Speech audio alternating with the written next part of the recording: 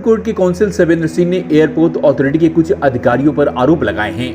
नई दिल्ली के हिमाचल भवन में आयोजित एक संवाददाता सम्मेलन में सुप्रीम कोर्ट के काउंसिल सवेंद्र सिंह ने कहा कि हमें गर्व है कि हम और आप उस समय है जब देश को कुशल नेतृत्व प्रधानमंत्री नरेंद्र मोदी जी कर रहे हैं। उनके बताए गए रास्तों पर हम और आप चल रहे हैं। प्रधानमंत्री जी ने जिस प्रकार से आतंकवाद और भ्रष्टाचार के खिलाफ जीरो टॉलरेंस की नीति अपनाई हुई है, उसका ही फल है कि हम आज एक भ्रष्टाचार से जुड़े मसले पर बात करने आए हैं। सवेंद्र सिंह ने बताया कि प्रधानमंत्री नरेंद्र मोदी की विकसित भारत की परिकल्पना से इतर कुछ चंद अधिकारी मनमानी तरीके से इस कार्यों में जुटे हैं।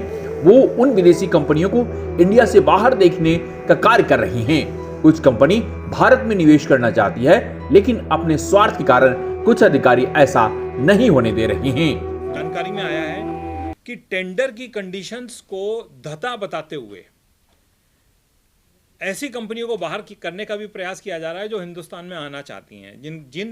उन देशों की कंपनियां जिनका हिंदुस्तान के साथ अच्छे संबंध हैं, वहाँ से आना चाहती हैं, वो यहाँ पैसा लगाना चाहती हैं, पर उनको यह कह के कि साहब आपके पास पैन नंबर नहीं है, आपके पास जीएसटी नहीं है, बाहर कर दिया जाता है तकनीकी उसका परीक्षण किए बिना। अब जब टेंडर में कंडीशन ये दे रखी गई है कि पैन नंबर आप कॉन्ट्रैक्ट के अवार्ड होने के 30 दिन बाद दे सकते हैं, तो जाहिर सी बात है कि जीएसटी जो कि पैन आधारित है, वो बिना पैन नंबर के जीएसटी नंबर मिल ही नहीं सकता। तो इस बिला पे इस वजह से किसी कंपनी को पार्टिसिपेट करने से मना करना कि आपके पास जीएसटी नंबर नहीं है, वो बड़ा एक संदेह की स्थिति पैदा करता है। हाल ही में एक XBIS मशीन के टेंडर की प्रक्रिया में एक ऐसी कंपनी के साथ आगे आने का फैसला किया है जिसकी मशीन में आग लगने का इतिहास है। उदाहरण के रूप में बताना चाहता हूं कि इंदौर एयरपोर्ट पर जुलाई 2023 में XBIS मशीन में आग लगी थी। जिस कंपनी की मशीन में आग लगी थी, उसी कंपनी का हाल ही में टेंडर में कॉन्ट्रैक्ट देने का फैसला कुछ अधिकारियों ने करने का मूड बनाया हुआ है। संभव है हो भी गया होगा।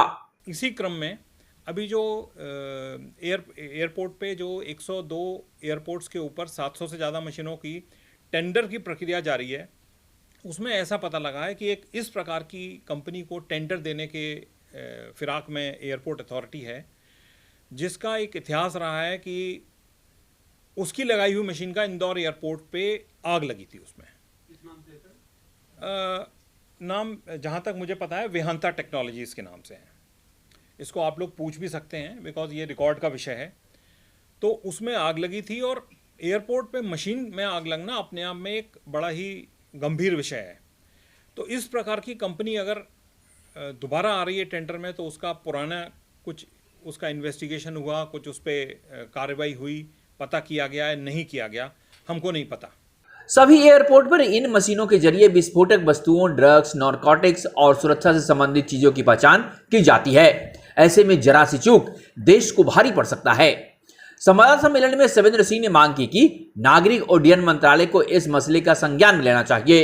एयरपोर्ट अथॉरिटी के भीतर हो रहे इस गड़बड़ झाले को दूर करने की जरूरत है। एयरपोर्ट पे 24 घंटे आवागमन रहता है, जिसकी वजह से इन मशीनों को रोबस्ट, जिन्हें कहते हैं ना कि बहुत अच्छी होनी चाहिए क्वालिटी की, कि बीच में ब्रेक ना करें। दूसरा, इन मशीनों को ऐसा होना चाहिए कि ये नारकोटिक्स को पकड़ सकें, आर्म्स एम्यूनिशंस को पकड़ सकें, प्लस खाने पीने की चीज़ें भी इन मशीनों से गुजारी जाती हैं। तो वो चूँकि एक्सरे और अन्य विकिरण इस्तेमाल होती हैं इसमें, वो खाने पीने की चीज़ें ख़राब ना हो या किसी प्रकार की विसंगति उनमें पैदा ना हो, उनके लिए भी कुछ नियम हैं, उनका पालन हो, उस तरीके से रहती हैं। तो उस क्वालिटी की मशीनों का जब इंस्टॉलेशन होता है तो ध्यान रखा जाता है कि हम जो जिन कंपनियों को लाएं वो अच्छी कंपनियां हों, अच्छा इतिहास हो, और ऐसा हम कंप्रोमाइज़ ना करें, सुरक्षा के साथ हम कोई खिलवाड़ ना करें।